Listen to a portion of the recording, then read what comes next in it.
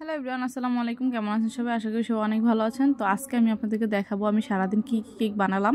তো যেহেতু আমি সবসময় দেখা যায় কি আমি একটা কেকের ভিডিও দিই, তো বাকি কেকগুলো কিন্তু দেওয়া হয় না। তো মোবাইলের মধ্যে কিন্তু অনেক অনেক ভিডিও ছবি জমা হয়ে আছে। তো এখন থেকে চিন্তা করছি যে যতগুলো ভিডিও দিব, মানে একটা কেকের ভিডিও দিব না, মানে সারাদিনে আমি যা কাজ করি, মানে যা কেক বানাই সবগুলো ভিডিও দিব।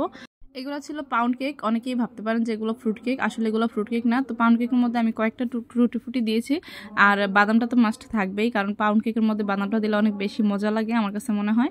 তো আমি কেকটাকে প্যাকেজিং করে নিচ্ছি। তো এই কেকটা কিন্তু দেখা গেছে 1 পাউন্ডের হয়, মানে 1 পাউন্ড থেকে দেখা গেছে মাঝে মধ্যে 20-25 গ্রাম কম হয়।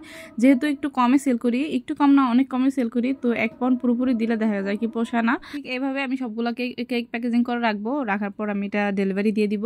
তো এখন আমি ক্রিম মেপে নিচ্ছি। একটা 1/2 পাউন্ড কেকের অর্ডার ছিল, তো 1/2 পাউন্ড হলো, কেকটা ছিল একটু মানে বড় বোর্ডের মধ্যে। তো প্রথমে আমি ক্রিমটা বিট করে নিব। তো যেহেতু 1/2 পাউন্ড কেক ছিল আর সাথে 2টা টাপ কেক ছিল, তাই আমি এখানে 1 কাপ ক্রিম বিট করে নিচ্ছি। তো প্রথমে আমি হুইপড ক্রিম নিয়ে নিলাম। তো এটা ছিল ভিভো হুইপড ক্রিম, তার সাথে আমি দিয়ে দিলাম আইসিং সুগার। তো দেখা গেছে 1 কাপ হুইপড ক্রিমের সাথে 3 টেবিল চামচ আইসিং সুগার দিলেই পারফেক্ট। তো এখন আমি ক্রিমটা 90% স্টিপ হওয়ার পর আমি ক্রিমটার মধ্যে দিয়ে দিব গুঁড়া দুধ। তো এটা হচ্ছে ফুল ক্রিম গুঁড়া দুধ। তো গুঁড়া দুধটা দিলে কিন্তু ক্রিমের টেস্টটা অনেক বেশি ভালো আসে। তবে এখানে একটা টিপস হচ্ছে, গুঁড়ো দুধ কিন্তু আপনি দিয়ে তারপর ফ্রিজে যদি অনেকক্ষণের জন্য রেখে দেন ক্রিমটা, তখন কিন্তু ক্রিমটা থেকে পানি ছেড়ে দেয়। তো গুঁড়ো দুধটা দেওয়ার সাথে সাথে কাজ করলে কিন্তু ক্রিমটা অনেক বেশি স্টিফ থাকে বা ভালো থাকে। এটা আমি কাজ করে মানে আমার অভিজ্ঞতা থেকে বলতেছি। তো 2টা কেক দেখালাম। তো এখানে একটা দিয়ে আমি টাপ কেক বানাবো, আরেকটা দিয়ে হচ্ছে আমি মানে বার্থডে কেক 1/2 পাউন্ড কেক বানাবো। তো এখানে আমি সুগার সিরাপ তৈরি করে নিচ্ছি। তো সুগার সিরাপটা ছিল মিল্ক সিরাপ। তো সুগার সিরাপের মধ্যে কিন্তু আমি অনেক বেশি গুঁড়ো দুধ দিয়ে থাকি।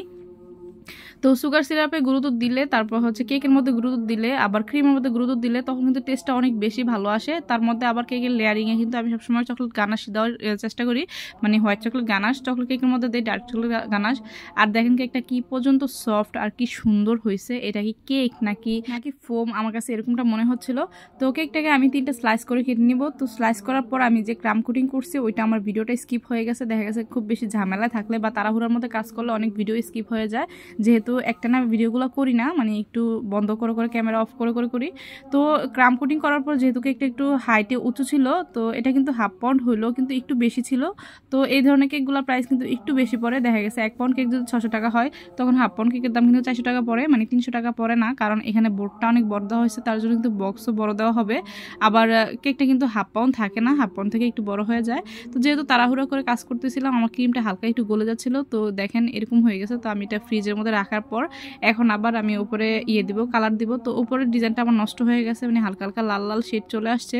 তো এখানে আমি আবার হোয়াইট কালার ক্রিম দেবো। তো দেখতে কিন্তু খারাপ লাগছিল না। তো কেকটা ছিল কাস্টমাইজ করা, আমি আগে একটা 1/2 পাউন্ড কেক এইভাবে করছিলাম। তো কেকটার মধ্যে আমি 2 শেড রাখছি, আর উপরে একটা হার্ট শেপের কুকি কাটার দিয়ে আমি এই ডিজাইনটা করে নিব, যেহেতু কাস্টমাইজ করা ছিল। তো এখানে আমি চকলেট গানাশ ইউজ করছি। তো চকলেট গানাশটা হার্ট শেপের মধ্যে মানে লাভের মধ্যে দিয়ে আমি ফ্রিজের মধ্যে 2 মিনিট বা 5 মিনিটের জন্য রেখে দিয়েছিলাম। এখন একদম ছোট 101 নাম্বার রোজ নোজেল দিয়ে আমি কিছু গোলাপ তৈরি করে নিব। তো দেখা গেছে এই ধরনের কাজগুলো কিন্তু খুবই সেন্সিটিভ। দেখা গেছে অনেক সময় ক্রিম গলে যায়, কখন আবার চকলেট গানাশ মেল্ট হয়ে যায়, মানে লেখালেখি করতে গেলে। এই যে দেখেন এখানে হ্যাপি 3 মান্থ অ্যানিভার্সারি লেখার সময় মানে হাফ লেখছি, লেখার পরে চকলেট গানাশটা একদম মেল্ট হয়ে যাচ্ছিল, মানে লেখাটা সুন্দর হচ্ছিল না। তো গানাশটা আমি একটু ফ্রিজে রাখছি, রাখার পরে আমি আবার ফুলগুলো করতেছি। তো এখানে দেখেন গোলাপগুলো আমি কিভাবে করতেছি, যেহেতু খুব ছোট নজল, মানে এটা দিয়ে গোলাপ করাটা সুন্দর হয় অনেক, কিন্তু করতে একটু কষ্ট হয় আর কি। তো উপরে আমি 3টা গোলাপ দিলাম, আর সাথে কিছু কলি দিয়ে দিব, আর একটা নিচে একটা গোলাপ দিয়ে দিলাম, আর একটা পাইপিং ব্যাগের মাথা চিকন করে কেটে মানে রাইটিং নজলের মতো করে আমি কিছু মানে ডাটি দিয়ে দিলাম এই যে রোজের নিচে। এখন পুরোটা নাম লিখে নিব, লিখে নেওয়ার পর কিছু পাতা দিয়ে দিব সাইডে এবং ওপরে, এবং একটা বাটারফ্লাই দিয়ে দিব। তো এটাও কিন্তু অফ ক্যামেরা দিয়ে ফেলছি।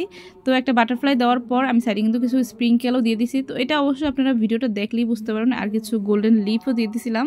তো এখন এটা হচ্ছে আমার কেকের ফাইনাল লুকটা। তো কার কাছে কেমন লাগছে অবশ্যই কমেন্ট করে জানাবেন।